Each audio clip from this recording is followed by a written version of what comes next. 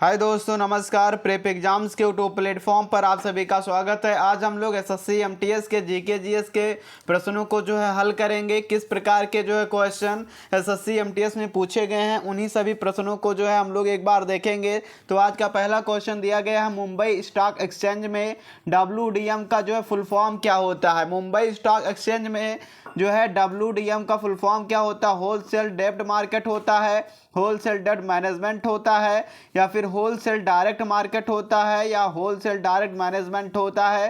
तो WDM का full form क्या होता है मुंबई स्टॉक एक्सचेंज के अनुसार। तो होलसेल डेब्ट मार्केट इसका है फुल फॉर्म होता है, क्या होता है, होलसेल डेब्ट मार्केट WDM का फुल फॉर्म होता है, और ये मुंबई स्टॉक एक्सचेंज में होता है। तो ऑप्शन नंबर ए इसका राइट आंसर हो जाएगा। अगले क्वेश्चन पे चलेंगे।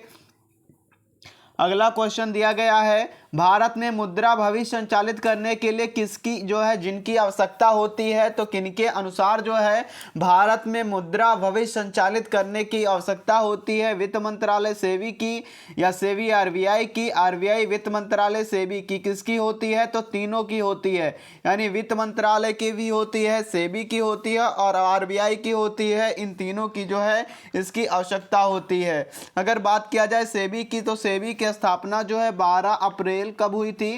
तो 12 अप्रैल 1992 को सेबी की स्थापना हुई थी। और इसका मुख्यालय कहाँ है। तो मुंबई में इसका मुख्यालय कहाँ पे, मुंबई में सेबी का की स्थापना मुंबई में की गई थी। इसका मुख्यालय मुंबई में है। 12 अप्रैल 1992 में सेबी की की गई थी, स्थापना की गई थी। तो इसमें अगर बात किया जाए भारत में मुद्रा भविष्य संचालित करने के लिए किनके द्वारा आवश्यक की जाती है। तो वित्त मंत्रालय के द्वारा, सेबी के द्वारा और रिजर्व बैंक ऑफ इंडिया, इन तीनों के द्वारा भारत में मुद्रा भविष्य संचालित की जाती है। अगले क्वेश्चन पे चलेंगे। भारत के समुद्री मार्ग की खोज किसने की थी। भारत के समुद्री मार्ग की खोज थॉमस ने की, कोलंबस ने की, या फिर मैगलस या वास्को डिगामा ने की। तो भारत में समुद्री मार्ग की खोज वास्को डिगामा ने की थी। अगर एक क्वेश्चन और पूछ सकता है कि अमेरिका में किसने की थी समुद्री मार्ग की खोज, तो कोलंबस ने की थी। कोलंबस ने अमेरिका की थी, और भारत की वास्को डिगामा ने की थी। वो कब किया था। तो वास्को डिगामा ने 1498 में किया था। 1498 में वास्को डिगामा ने भारत की समुद्री मार्ग की खोज की थी। अगले क्वेश्चन पे चलेंगे। भारत में स्टैचू ऑफ यूनिटी की दुनिया की सबसे ऊंची प्रतिमा कौन सी है। महात्मा गांधी है की है, या फिर सरदार वल्लभ भाई पटेल की, विनोबा भावे, या डॉक्टर VR अंबेडकर जी। तो स्टैचू ऑफ यूनिटी बनाई गई है, ये किसकी बनाई गई। तो सरदार वल्लभ भाई पटेल जी की सबसे ऊंची प्रतिमा स्थापित की गई है गुजरात में। तो इसका आंसर हो जाएगा सरदार वल्लभ भाई पटेल राइट आंसर हो जाएगा। ऑप्शन नंबर बी इसका सही उत्तर हो जाएगा। जो लोग पहली बार हमारे यूट्यूब चैनल से जुड़े, सब्सक्राइब करके बेल आइकन को प्रेस कर दें, जिससे आने वाली लेटेस्ट वीडियो आप तक पहुंच सके। अगले क्वेश्चन पे चलेंगे। पोषण नाल प्रारंभ कहां से होता है। ग्रसनी से, ग्रास नली से, फिर छोटी आंत से, या मुख से। तो इसका प्रारंभ कहां से होता है। तो मुख से होता है। कहां से, मुख से इसका प्रारंभ होता है। और ये क्वेश्चन साइंस से पूछा गया था। ऑप्शन नंबर डी इसका राइट आंसर हो जाएगा। अगले क्वेश्चन पे चलेंगे। मनुष्य की एक्सिस कशेरुका एटलस कशेरुका से किस प्रकार भिन्न है। सेंट्रम के अभाव के कारण, या फिर ओनोन ड्राई प्रवर्ध की उपस्थिति के कारण, या फिर न्यूरल चाप की स्थिति के कारण, या न्यूरल कुल्ला की उपस्थिति के कारण। तो ओट्रोडांड प्रवर्ध की उपस्थिति के कारण ये होता है। ऑप्शन नंबर बी इसका राइट आंसर हो जाएगा। अगले क्वेश्चन पे चलेंगे। स्तनियों में बाह्य कंकाल का उदाहरण क्या है। कशेरुकी दंड है, त्वचा है, हाथ एवं पैर है, नाखून, बाल व खुर है। तो इनमें से स्तनियों में बाह्य कंकाल का उदाहरण कौन सा होता है। तो बाह्य कंकाल का उदाहरण नाखून, बाल एवं खुर। ये तीनों ऑप्शन ऑप्शन नंबर डी हो जाएगा। अगले क्वेश्चन पे चलेंगे। केंद्र राज्य संबंध किस अनुसूची में है। तो केंद्र और राज्य का संबंध किस अनुसूची में लिया गया है। 5वीं अनुसूची में, 7वीं में है, या फिर 8वीं में। और डी ऑप्शन दिया गया 9वीं में है। तो केंद्र और राज्य संबंध अनुसूची है, ये 7वीं अनुसूची में, किस अनुसूची में है। 7वीं अनुसूची से लिया गया है। अगले क्वेश्चन पे चलेंगे। नीति आयोग का अध्यक्ष कौन होता है। संसद होते हैं, या फिर राष्ट्रपति, या प्रधानमंत्री, या फिर उपराष्ट्रपति। तो अगर देखा जाए तो इसके नीति आयोग के अध्यक्ष जो होते हैं प्रधानमंत्री जी होते हैं। नीति आयोग के जो अध्यक्ष होते हैं वो प्रधानमंत्री जी होते हैं। तो ऑप्शन नंबर जो है नीति आयोग का प्रधानमंत्री जो है राइट आंसर हो जाएगा। अगले क्वेश्चंस पे चलेंगे। मुगल सम्राट औरंगजेब कौन सा वाद्य यंत्र बजाते थे? यानी जो मुगल सम्राट औरंगजेब थे कौन सा वाद्य यंत्र बजाते थे? सितार या फिर पखावज, वीणा या इनमें से कोई नहीं? तो अगर इनमें से जो है सम्राट मुगल जो है औरंगजेब है ये वीणा बजाते थे। क्या बजाते थे? तो वीणा बजाते थे। ऑप्शन नंबर सी में जो है वीणा दिया गया, वीणा जो इसका राइट आंसर जो है हो जाएगा। अगले क्वेश्चन पे चलेंगे। राजा राम मोहन राय द्वारा ब्रह्म समाज की स्थापना कब की गई थी? तो 1816 में की गई थी, 1820 ईस्वी में की गई थी, 1828 में, 1830 में कब की गई थी? तो राजा राम मोहन राय द्वारा ब्रह्म समाज की स्थापना जो 1828 ईस्वी में की गई थी। 1828 ईस्वी में जो है राजा राम मोहन राय द्वारा ब्रह्म समाज की स्थापना जो है की गई थी। हर्मिट ऑफ शिमला किसे कहा जाता? जॉर्ज यूल को, रविंद्रनाथ टैगोर को, या फिर सी ऑप्शन विलियम बेडरवन को, या फिर ए एम हुम को? तो किसको कहा जाता है? तो हर्मिट ऑफ शिमला जो है ए एम हुम को जो है कहा जाता है hermit of Shimla. Option number D A O Hume जो है इसका राइट आंसर हो जाएगा। अगले क्वेश्चन पे चलेंगे। किस राज्य में सबसे बड़ी तटरेखा है? किस राज्य में सबसे बड़ी तटरेखा? कर्नाटक की है, केरल की है, या फिर तमिलनाडु या गुजरात की है? तो सबसे बड़ी तटरेखा जो है गुजरात राज्य की है। किसकी है? गुजरात की जो है सबसे बड़ी तटरेखा है। ऑप्शन नंबर डी जो है गुजरात जो इसका राइट आंसर हो जाएगा। अगले क्वेश्चन पे चलेंगे। भूगोल के अध्ययन में व्यवस्थित दृष्टिकोण की शुरुआत किसने की थी? एरास्टोस्थेनेज ने की थी, टोलेम्बी ने की थी, अलेक्जेंडर जोल बाहमटोल ने की थी, या कार्ल रिटर ने की थी? तो किसके द्वारा इसकी शुरुआत की गई थी? तो अलेक्जेंडर वोन हमलोट के द्वारा जो है इसकी शुरुआत की गई थी। और ऑप्शन नंबर सी जो है इसका राइट आंसर हो जाएगा। अगले क्वेश्चन पे चलेंगे।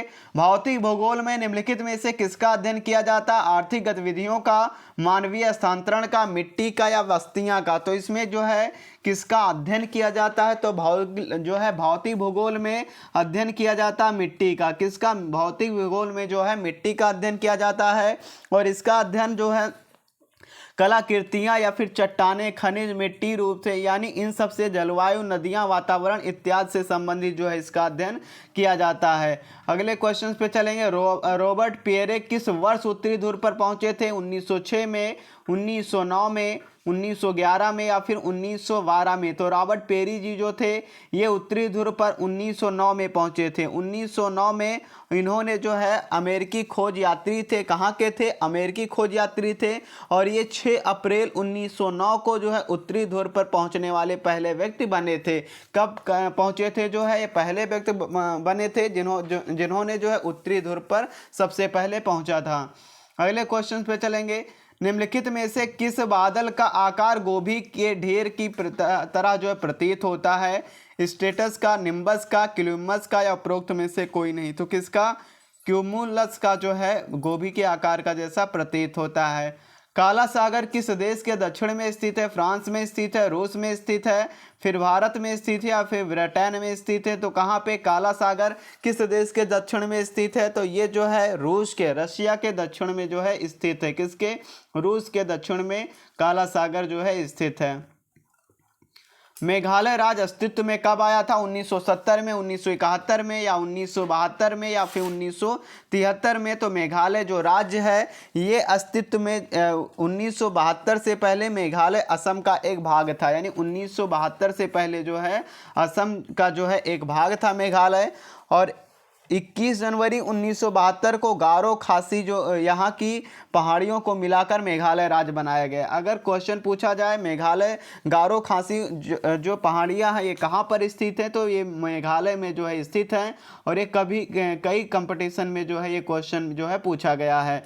तो 1972 जो इसका राइट आंसर जो है हो जाएगा। अगले क्वेश्चन पे चलेंगे। भारतीय संविधान में 11वां मौलिक कर्तव्य कब जोड़ा गया था? किसके द्वारा? 22वें संविधान संशोधन के द्वारा, 23वें संविधान संशोधन के द्वारा, 86वें संविधान संशोधन के द्वारा, या फिर 89वें संविधान संशोधन के द्वारा जोड़ा गया था? तो 11वां मौलिक कर्तव्य जो है 86वें संविधान संशोधन के तहत जो है जोड़ा गया था। और भारत में 10वां मौलिक कर्तव्य 1976 में 42वें संविधान संशोधन के बाद जो है जोड़ा जोड़ा गया था। और 11वां जो है मौलिक कर्तव्य को 2002 में 86वें संविधान संशोधन के तहत जोड़ा गया था। कब जोड़ा गया था? 2002 में जो है जोड़ा गया था। 86वें संविधान संशोधन के अंतर्गत इसको जोड़ा गया था। और अगर इसमें बात किया जाए मौलिक कर्तव्य किस देश से लिया गया, तो मौलिक कर्तव्य जो है रसिया से जो है लिया गया है। कहाँ से? रूस से जो है लिया गया है। अगले क्वेश्चन पे चलेंगे। विश्व में सबसे शुष्कतम मरुस्थल कौन है? थार है, सहारा है, अटाकामा है या कालाहारी है? तो विश्व में सबसे शुष्कतम जो मरुस्थल है वो अटाकामा है। कौन सा? अटाकामा जो है ये सबसे शुष्कतम मरुस्थल जो है विश्व में है। अगले क्वेश्चन पे चलेंगे। किस महाद्वीप में सरीसृप नहीं पाया जाता? एशिया में, अफ्रीका में या फिर यूरोप में या अंटार्कटिका में? तो अंटार्कटिका ऐसा जो है महाद्वीप है जिसमें सरीसृप जो है नहीं पाए जाते हैं। जैसे सांप वगैरह सरीसृप जो होते हैं ये कहाँ पे नहीं पाए जाते हैं? तो ये जो है महाद्वीप में, अंटार्कटिका महाद्वीप में नहीं पाए जाते हैं। अगले क्वेश्चन पे चलेंगे। लोकसभा अध्यक्ष अपना त्याग पत्र जो है रिजाइन किसे दे सकता है? देता है राष्ट्रपति को, उपराष्ट्रपति को, प्रधानमंत्री को या लोकसभा उपाध्यक्ष को? तो किसको देता है? लोकसभा उपाध्यक्ष को जो है दे सकता है। ये लोकसभा अध्यक्ष अपना त्यागपत्र जो है इन्हें दे सकते हैं। अगले क्वेश्चन पे चलेंगे। प्राचीन रूपांतरित व क्रिस्टलीन चट्टानों के क्षरण के फलस्वरूप किस मिट्टी का निर्माण हुआ है? काली मृदा का हुआ है, लाल मृदा का हुआ है या फिर अलुवियत मृदा या फिर लैटराइट मृदा का? तो किस मृदा का प्रयोग हुआ है? तो लाल मृदा का जो है प्रयोग इसमें हुआ है। लाल मृदा ऑप्शन नंबर बी में जो है दिया गया है और ये इसका जो है राइट आंसर हो जाएगा। लाल मिट्टी के लौह कण की अधिकता इसमें लाल मृदा में होती है और मृदा गर्म व समशीतोष्ण क्षेत्र में ये जो है लाल मृदा पाई जाती हैं। अगले क्वेश्चन पे चलेंगे। हेमेटाइट मैग्नेटाइट किसकी किस्में हैं? लौ अयस्क की हैं, तांबा अयस्क की हैं, मैग्नीज की हैं या फिर जिंक अयस्क की हैं? तो ये जो है लौह अयस्क की हैं। किसकी? लौह अयस्क की जो है हेमेटाइट और मैग्नेटाइट की जो है किस्में हैं किसकी हैं? लौह अयस्क की हैं। अगले क्वेश्चन पे चलेंगे।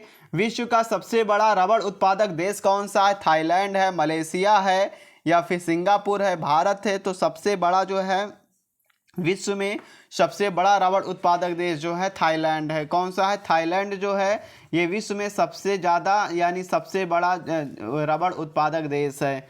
अगले क्वेश्चन पे चलेंगे। दिन और रात किन 2 महीनों में बराबर होते हैं? जून सितंबर में, मार्च और सितंबर में, मार्च और दिसंबर में या फिर डी ऑप्शन जनवरी और दिसंबर में? तो कब जो है इसमें दिन और रात किन 2 महीने में जो है बराबर होते हैं? तो ये सितंबर 31 मार्च से 23 सितंबर को दिन व रात बराबर होते हैं। 21 मार्च कब होते हैं? 21 मार्च और 23 सितंबर को 21 मार्च और 23 सितंबर को जो है दिन और रात बराबर होते हैं। तो ऑप्शन नंबर जो है मार्च और सितंबर जो है इसका ऑप्शन नंबर बी में दिया गया है। तो 21 मार्च और 23 सितंबर को दिन और रात बराबर होते हैं। ऑप्शन नंबर बी जो इसका राइट आंसर हो जाएगा। अगले क्वेश्चन पे चलेंगे। भारत का पहला विशिष्ट आर्थिक क्षेत्र है विशाखापट्टनम विशिष्ट आर्थिक क्षेत्र, कांडला विशिष्ट क्षेत्र या फिर नोएडा विशिष्ट क्षेत्र या कोचीन विशिष्ट क्षेत्र? तो भारत का पहला विशिष्ट क्षेत्र कौन सा है? तो कांडला विशिष्ट क्षेत्र है। ऑप्शन नंबर जो है आर्थिक क्षेत्र बी ऑप्शन में दिया गया है। अगले क्वेश्चन पे चलेंगे। निम्नलिखित में से कौन सा आयोग विभिन्न वस्तुओं के लिए सरकार के न्यूनतम समर्थन मूल्यों की सिफारिश करने का कार्य करता है? राष्ट्रीय किसान आयोग, कृषि लागत मूल्य आयोग, केंद्रीय सांख्यिकी आयोग या फिर कृषि आयोग? तो किसके द्वारा जो है किया जाता है? तो कृषि लागत और मूल्य आयोग के द्वारा जो है इसकी सिफारिश करने का कार्य किया जाता है। ऑप्शन नंबर बी इसका राइट आंसर हो जाएगा। अगले क्वेश्चन पे चलेंगे। कृषि, सिंचाई और ऊर्जा परियोजनाओं को किस पंचवर्षीय योजना में प्राथमिकता दी गई है? प्रथम पंचवर्षीय योजना, द्वितीय पंचवर्षीय योजना, तृतीय या फिर चतुर्थ? तो किसमें किया गया है? तो कृषि और सिंचाई और ऊर्जा को जो है प्रथम पंचवर्षीय योजना में, किस पंचवर्षीय योजना में?